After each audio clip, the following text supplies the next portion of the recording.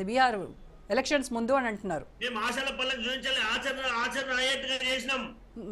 మేము రాష్ట్ర పరిధిలో మేము చేయవలసినటువంటి పని ప్రాపర్ గా చేసినాం. భారతీయ జనతా పార్టీ లెక్క అసెంబ్లీలో ఓటేసి ఢిల్లీకి వెళ్ళి నై అని చెప్పలే. ఓకే, లక్ష్మీనారాయణ గారు రెస్పాండ్ అవ్వండి. లక్ష్మీనారాయణ గారు, ఖచ్చితంగా ఇక్కడ అసెంబ్లీలో మేము బిల్లు ప్రవేశపెట్టినాం, బిల్లు చట్టబద్ధం చేసినాం, ఆర్డినెన్స్ ఇచ్చినాం. ఆర్డినెన్స్ గవర్నర్ గారి దగ్గర ఉంది, ఆమోదించిన బాధ్యత వారిపైన ఉంది. మమ్మల్ని అడుగు చేశారా అంటారు. అంటే ప్రజాస్వామ్యంలో ఒక రాష్ట్రం చేస్తే ఇంకో కేంద్ర ప్రభుత్వం అంగీకరించదా? ప్రజాస్వామ్యం అంటే లక్ష్మీనారాయణ గారు మాట్లాడండి. కేంద్ర రాష్ట్ర సత్సంబంధాలు అంటే లక్ష్మీనారాయణ గారు, 3 అంశాలకు నేను ఆయన లేవనెత్తిన అంశాలకు స్పష్టంగా సమాధానం చెప్తాను. ఒకటి, అజారుద్దీను అభ్యర్థి కాదు ఒకటి. రెండోది, అజారుద్దీను ఒక కమ్యూనిటీకి సాటిస్ఫై చేసేందుకోసం ఇచ్చినటువంటి మంత్రి పదవి.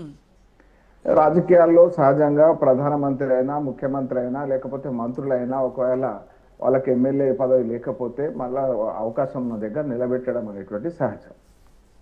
మంత్రి ఇచ్చి మంత్రిని ఆమోదిస్తారా, వ్యతిరేకిస్తారా ఓటర్ల ముందు ఉంటాయి. కానీ నియోజకవర్గంలోని ఒక సెక్షన్ ఆఫ్ పీపుల్ను సాటిస్ఫై అయ్యేందుకు హడావిడిగా ఒక మంత్రిని ఇవ్వడం అనేటువంటిది అనైతికం. రెండో విషయం ఏదైతే ఉందో, అజారుద్దీన్ ఈ దేశం ఆయన ప్రతిభను గుర్తించి క్యాప్టెన్ ఇస్తే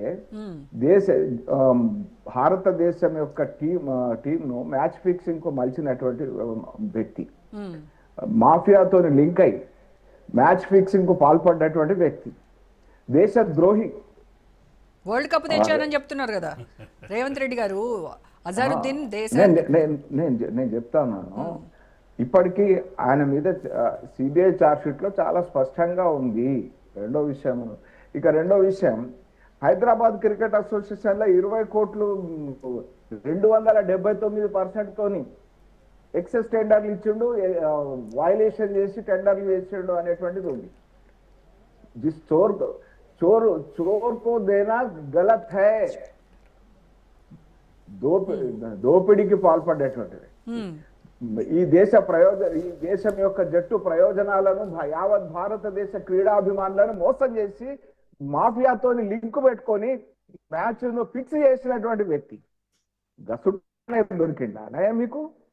ఎందుకే దేశ ప్రజలను మతం పేరు మీద ఈ రకమైనటువంటి అరాచక, ఈ రకమైనటువంటి దేశద్రోహులకు పట్టం కడతారు?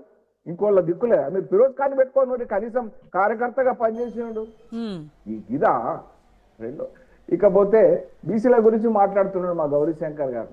ఏం చెప్పిండ్రు రేవంత్ గారు? బీసీలు ముఖ్యమంత్రికి పనికిరారు, సమర్థులు గారు. దేశ ప్రధానమంత్రి సమర్థవంతంగా పరిపాలన చేస్తుంటే ఆయన కనబడదు. ఈ కామారెడ్డి డిక్లరేషన్ చేశారు, బీసీ డిక్లరేషన్ చేశారు. కామారెడ్డి సీట్ ఇచ్చారా బీసీకి? లేకపోతే కామారెడ్డి జిల్లాలో ఒక్క సీట్ అన్నా బీసీకి ఇచ్చారా? కామారెడ్డి వచ్చేటువంటి ఉమ్మడి జిల్లా నిజామాబాద్ లా ఒక్క బీసీ సీట్ అన్న, బీసీకి అన్న ఎమ్మెల్యే సీట్ ఇచ్చిరా?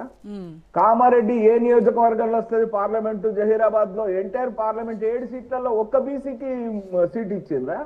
పోనీ పక్కనున్న నిజామాబాద్ కు 7 అసెంబ్లీ సీట్లు వస్తాయి కదా, ఒక్క అసెంబ్లీ సీటు బీసీకి ఇచ్చిరా? ఎందుకు మాట్లాడతారు? కామారెడ్డిలో డిక్లరేషన్ చేసి ఆ 2 జిల్లాలలో కానీ, ఆ 2 పార్లమెంట్లలో కానీ ఒక బీసీకి అసెంబ్లీ టికెట్ ఇవ్వాలన్నటువంటి మీరు బీసీలను వాడుకున్నందుకు, ఓటు బ్యాంకుగా వాడుకున్నందుకు అబద్ధాలు చెప్పేటువంటి మీరు బీసీ జనాభా. నరేంద్ర మోడీ గారు కేంద్రంలో 27 మంది మంత్రులను బీసీలు మంత్రులుగా ఉన్నారు. ఈడ రాష్ట్రంలో ఎంతమంది మంత్రులు ఉన్నారండి? వాళ్ళు బీసీని సీఎం గా చేస్తామని చెప్తున్నారు కదా.